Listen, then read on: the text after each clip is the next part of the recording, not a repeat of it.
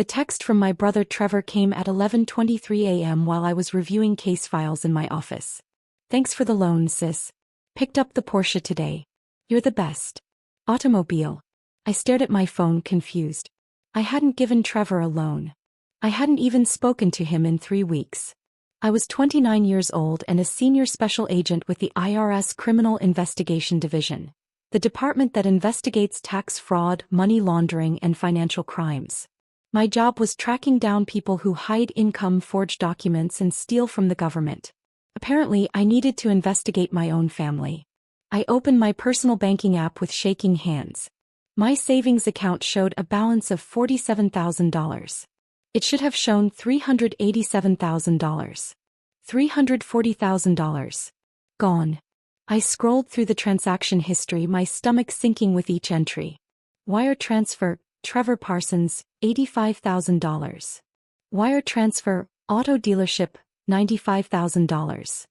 Wire transfer, home renovation, $68,000. Wire transfer, vacation resort, $52,000. All authorized with my banking credentials. Credentials my mother had demanded 2 years ago, in case of emergency. There had been no emergency. Just systematic theft. My office phone rang.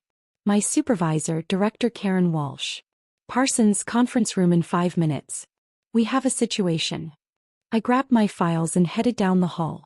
In the conference room sat Karen and 2 other senior investigators, Tom Chin and Maria Rodriguez. We've flagged suspicious activity on multiple tax returns, Karen began, pulling up documents on the screen. Large unreported income, fraudulent deductions, and what appears to be structured transactions designed to avoid reporting requirements. She clicked to the next slide. My brother's name appeared. Trevor Parsons. Filed a return claiming $58,000 in income but deposited $340,000 in the past 18 months. The deposits came from an account belonging to. He paused, looking at me. You. I didn't authorize those transfers, I said quietly. We know. We also found your mother's name on several fraudulent tax documents claiming you as a dependent despite your age and income. And your father filed business expense deductions for personal purchases made with money traced back to your accounts. Maria pulled up more documents. They've been using your identity to commit tax fraud. Claiming you as a dependent to reduce their tax liability while simultaneously spending your money and not reporting it as income. That's tax evasion, identity theft, and fraud. How long has this been going on? I asked. At least 3 years. Total unreported income and fraudulent deductions. Approximately $470,000. Tom leaned forward. Natalie, we need to know if you're willing to cooperate with the investigation. These are federal crimes. Your family is looking at serious prison time. I thought about Trevor's text. About the casual entitlement. About the Porsche he'd just bought with money he'd stolen from me. Yes, I said. I'll cooperate fully. Hold up. Growing up, I'd always been the responsible one.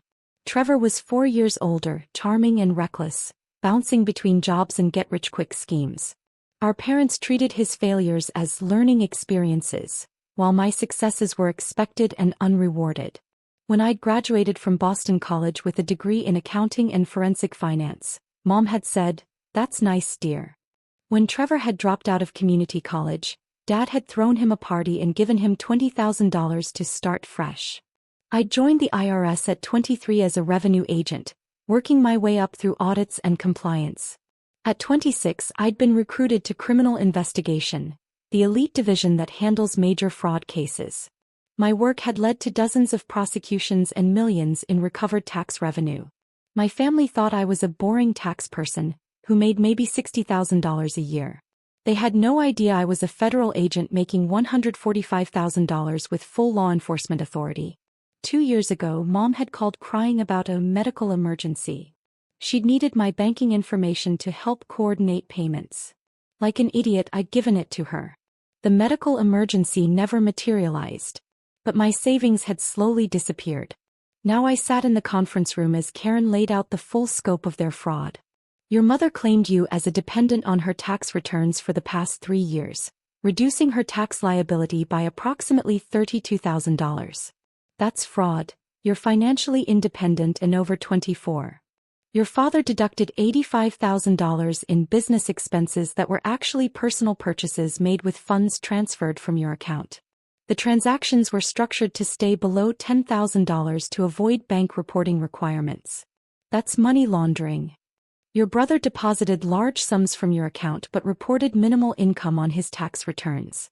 He's evading taxes on $340,000 in unreported income. Tom pulled up bank records. They've been coordinating this. Your mother accesses your account and transfers money to your father and brother in amounts just under the reporting threshold.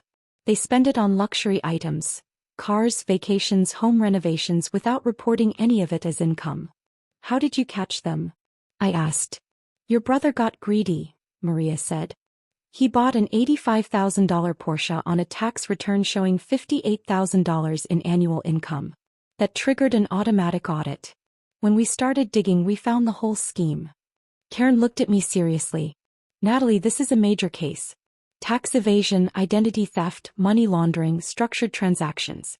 Each family member is looking at multiple felony charges. What do you need from me? Everything. Bank statements, communications, any evidence of them accessing your accounts or discussing the money. We're building a case for federal prosecution. I pulled out my phone and forwarded Trevor's text about the Porsche. Start with this. Revelation. The investigation took 6 weeks. IRS Criminal Investigation doesn't move quickly, but when they do, they're thorough. I provided complete access to my financial records, showed investigators where my family had accessed my accounts, and documented every unauthorized transaction. I wore a wire during a family dinner where they casually discussed their latest purchases, all made with my stolen money. On a Thursday morning, federal agents arrested all 3 of them simultaneously. Trevor at his apartment, Mom and Dad at their house. Coordinated raids with search warrants for financial documents. My phone exploded with calls within an hour. I ignored them all. That afternoon, I drove to the federal building where they were being processed. I'd requested to be present when they were informed of the charges. They were brought into separate interview rooms. I watched through one-way glass as Karen Walsh laid out the evidence. Mr. Parsons, you've been claiming business expense deductions for personal purchases made with funds stolen from your daughter. That's tax fraud and theft. The structured transactions make it money laundering. You're looking at 15 years in federal prison. Dad's face went white. My daughter is doing this? Your daughter is a senior special agent with IRS Criminal Investigation. She's been building this case against you for 6 weeks.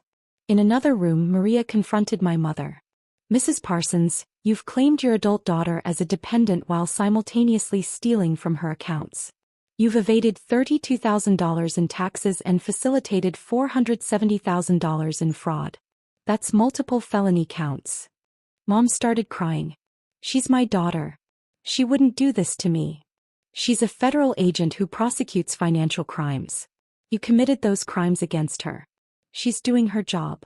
Trevor's interview was the most satisfying. Tom laid out 8 years of tax evasion, showing him evidence of every unreported deposit, every fraudulent return, every structured transaction. Where did you think this money came from? Tom asked. My sister. She has extra income from her accounting job. She doesn't need it.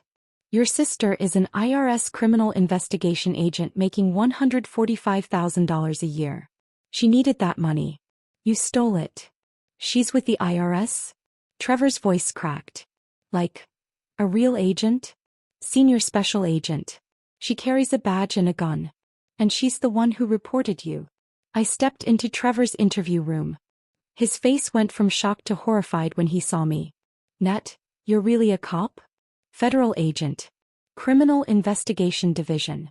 I investigate tax fraud and financial crimes. I sat down across from him.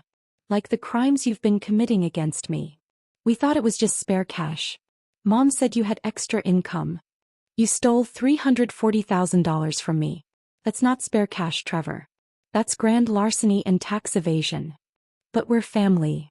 Family doesn't steal. Family doesn't commit federal crimes. You're not my family. You're suspects in a federal investigation. Please, Nat, don't do this. We'll pay it back. With what money? You've spent it all on Porsches and vacations. You can't pay it back. And even if you could, the tax evasion charges stand. You didn't report $340,000 in income over 3 years. That's a federal crime. Tom laid out the plea deal offer. 10 years in federal prison, full restitution of stolen funds plus taxes owed and penalties. That's approximately $640,000 total. Or you can go to trial and risk 20 years. Trevor looked at me desperately. Nat, please. Tell them to drop the charges. I can't. And I wouldn't. You committed federal crimes. Actions have consequences. Resolution. All 3 took the plea deal. Trevor got 8 years. Mom got 7. Dad got 9 due to the money laundering charges. The financial restitution was impossible, they had no assets. Everything they'd bought with my money was seized and liquidated. The Porsche, the home renovations, even Mom's jewelry. We recovered $180,000 of my stolen funds. The rest was written off as uncollectible. The case made news in law enforcement circles. IRS agent prosecutes own family for tax fraud ran in federal law enforcement publications. I received dozens of messages from other agents who'd suspected family members of financial crimes but felt conflicted about investigating. My extended family was predictably outraged. Aunts and uncles called me heartless. Cousins sent angry messages about loyalty. Not one asked if the charges were true. 6 months after their sentencing, I was promoted to supervisory special agent, leading a team of 12 investigators. My prosecution of my own family had demonstrated the kind of integrity the IRS demanded. 1 year later, I received a letter from Trevor in prison. 5 pages of self-pity and blame. The final line, "I hope you're proud of yourself. You destroyed this family." I wrote back one sentence, "You destroyed yourselves by committing federal crimes." I never heard from any of them again. 2 years after the arrests, I was featured in a training video for new IRS criminal investigation agents about maintaining integrity and prosecuting fraud without bias, even when it involves family. The case became a teaching example.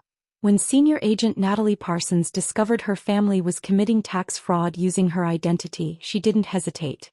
She followed the evidence and pursued justice regardless of personal relationships. I kept Trevor's text message about the Porsche. Not as a reminder of betrayal, but as evidence that some people only see you as a resource to exploit. My family had seen my career as boring, my income as spare cash, my accounts as theirs to access. They never imagined the boring tax person was a federal agent with the authority to investigate, prosecute, and imprison them. And when they found out, it was too late. I'd built a career on integrity, investigating people who thought they were above the law. Turns out my family had thought the same thing. They were wrong.